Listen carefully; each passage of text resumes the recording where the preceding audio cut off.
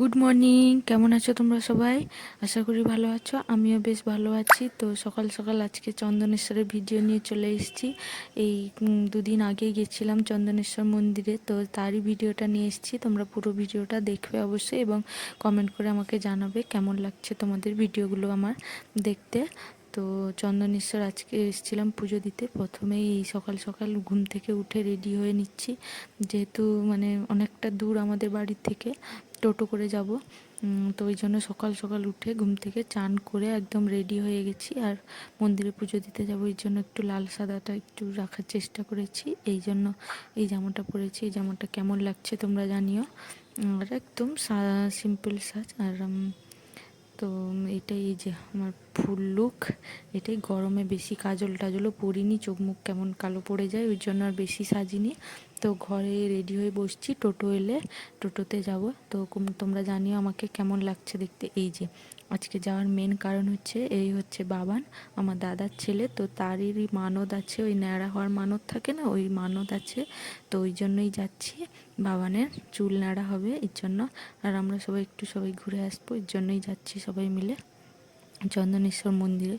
তোমরা কে কে চন্দনেশ্বর গেছো আমাকে অবশ্যই কমেন্ট করে জানাবে। আর আমি এই নিয়ে আমার বড় হওয়ার পর আমি দুবার যাচ্ছি। এর আগে একবার গেছিলাম, আর এইবার যাচ্ছি। ছোটোকালে গেছি অনেকবার, সেটা আমার অতটা মনে নেই। তো এই কথা বলতে বলতে চলে এসেছি।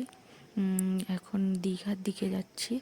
তো দীঘা পেরিয়ে তারপরে হচ্ছে চন্দনেশ্বরে ঢুকবো আমরা। এই যে দীঘা চলে এসেছি। তো দীঘাতে তো প্রচণ্ডই গরম। আর মানে সেদিন যা গরম ছিল সে বলার বাইরে ছিল, এতটাই গরম পড়েছিল সেদিন। তো আমাদের এখান থেকে প্রায় অনেকটাই যেতে হয়। এই কথা বলতে বলতে দীঘা বর্ডার পেরিয়ে চন্দনেশ্বরে ঢুকে গেছি।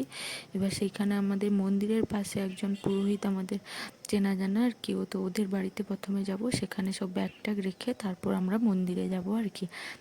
এইটাই ঠিক করা হয়েছে সবাই মিলে, যেহেতু গরম তো বাইরে বাইরে ঘোরাও তো সম্ভব না এতক্ষণ, এই জন্য একটা রুম নেওয়া হয়েছে। তো এখানে সবাই মিলে যাচ্ছি এখন।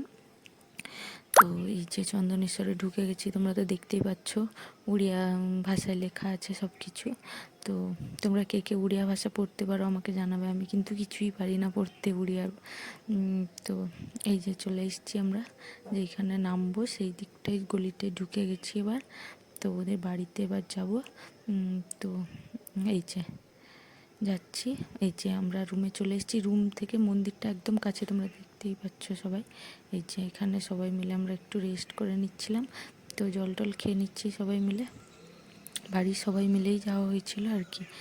যে তারপর চলে এসেছি মন্দিরে। এই মন্দিরে যখন আসি, ভিতরে প্রচুর লাইন পড়েছে, সেই লাইন তো লাইন, তারপর সেই রাস্তা যেন পুরো গরম হয়ে গেছে, পা থাপানো যাচ্ছিল। আর মন্দিরের ভেতর তো জুতো পরে যাওয়া যাবে না, এই জন্য আরও পায়ে যেন ফুসকা পড়ে গেছে সেদিনকে হেঁটে। আমাদের সবাই তো লাফিয়ে লাফিয়ে হাঁটছিল, এতই গরম লাগছিল পায়ে। আসলে মন্দিরের ওই বাইরের দিকটা তো মানে ঘেরা নেই উপরটা, ওই জন্য প্রচুর গরম হয়ে গেছে। আর সেদিন মনে হয় ওই 36-37 ডিগ্রি হয়ে গেছিলো টেম্পারেচার, বা আরও বেশি।